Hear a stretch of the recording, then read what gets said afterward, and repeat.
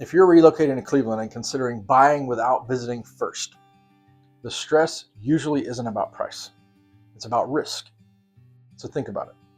You're wiring earnest money for a house you haven't walked through, and you're relying on someone else's eyes. That's not a small decision. So here's how this works when it's structured correctly. The first step is narrowing down geography before we ever look at homes. Long distance buying gets risky when people fall in love with a listing before they understand the area. So we start with rhythm.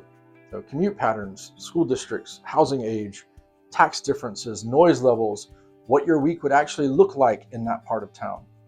We're going to try to reduce all the variables first as much as we can. And once we're clear on the right pockets, then we evaluate properties. When something comes up that fits, I preview it in person before you ever see it live. And I've done this process enough times to know what usually surprises out-of-state buyers, and I look for those things specifically. I'm not just checking whether it looks nice. I'm paying attention to layout flow, natural light, street positioning, neighboring properties, deferred maintenance, anything that feels different than what you're used to. And if it doesn't pass that first filter, we're going to move on. If it does, we schedule a live virtual walkthrough. During that showing, I don't just point the camera at the best angles. I'm opening cabinets, showing you mechanicals. I'm going to step outside and show you the street, the houses next door. If something feels off, I'm going to say it. If something is strong, I'm going to explain why. And the goal is not to sell you. It's just to give you clarity. When it comes time to write an offer, strategy matters, especially long distance. Some people think this about Cleveland. It's not true. Cleveland is not one uniform market. Some suburbs move very quickly, others move more steadily, and pricing psychology really does vary neighborhood to neighborhood. So I'm going to walk you through recent comps, days on market, realistic leverage in that specific pocket. And just as important, I'm careful about knowing when not to write. So if something feels rushed, we feel like it's overpriced, not quite right, we slow it down. Long distance buyers don't win by forcing a house, they win by choosing the right one. Once you're under contract, inspections carry way more weight when you're out of state. Older Cleveland homes often have quirks. So you're going to have foundation settling, electrical updates, aging mechanicals. None of that is unusual here.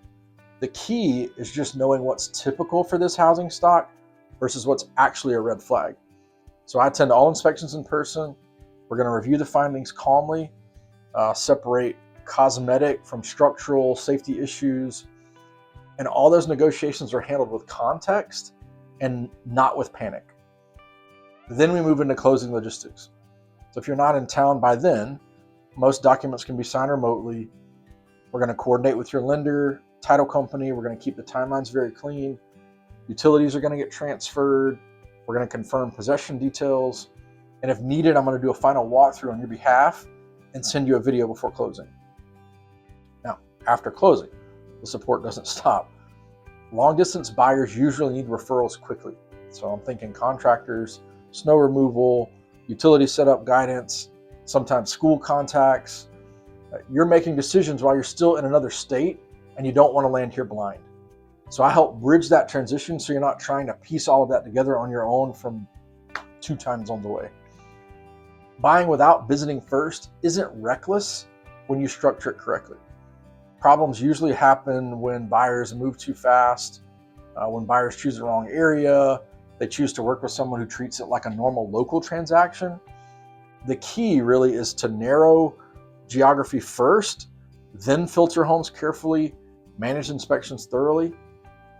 So if you're planning to buy in Cleveland without making multiple trips back and forth, that's exactly the type of scenario I help with regularly.